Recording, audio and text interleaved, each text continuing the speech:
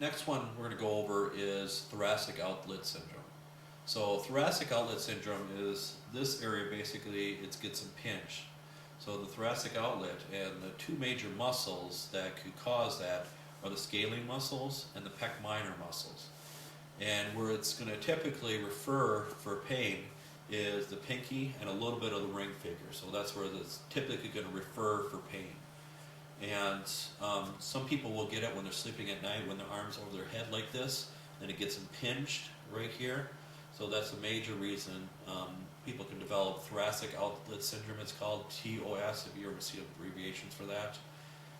But some people can have it throughout the day, so it's really tight. So people that are at the computer desk all day long, they're more compressed like this and more stressed out, that's where you can develop those kind of problems too. So the typical referral again is more the pinky and a little bit of the ring.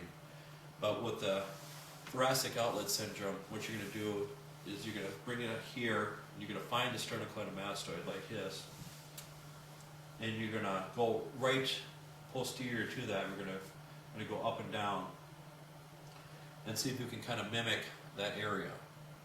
So with the scalene muscles, you want to, if you ever feel any pulse, of course, don't press on those areas.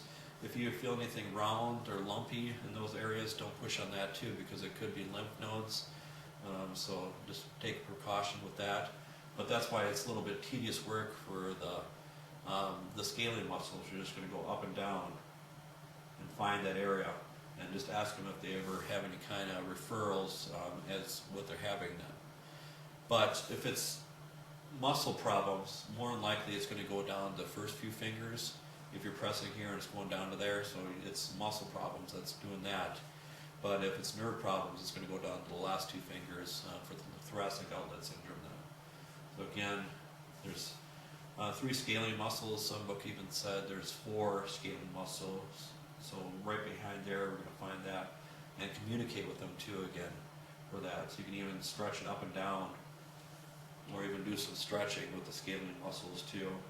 Kind of pull it up, even use your knuckles. But again, use the sternocleidomastoid as kind of a landmark. So you're not going to go anything anterior, so you don't want to go into the carotid artery or anything else. So again, anytime you feel a pulse, back off, or anything, anytime you feel any round lumps, don't press on those. So again, right there for that muscle. And then for the pec minor, it's a little bit more difficult. So what we're going to do for this one is we're going to bring it over here, and we're going to pinch. We're going to pinch right here. So we're going to pinch the pectoralis major and pectoralis minor area, but the pectoralis minor is right underneath of there is what we're going to do.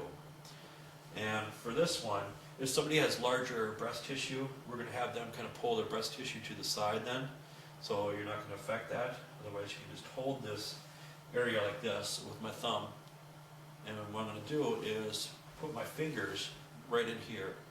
So I'm going to put my fingers right underneath the pectoralis major, and I'm going to horizontally adduct and just kind of slide on the ribs. So I'm not pushing in to the axillary region at all. I'm sliding on the anterior part of the ribs like this. So that's the best way to get at the pec minor for anything with the thoracic outlet syndrome.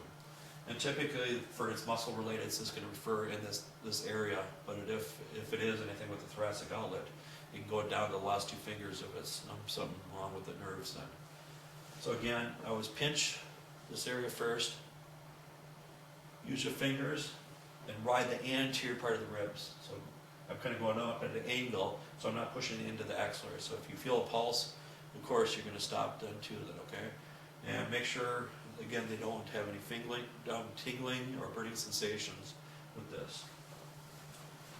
And for stretching it out, you can either rotate it, so you internal rotation, bring it down like this, rotate it the other way too.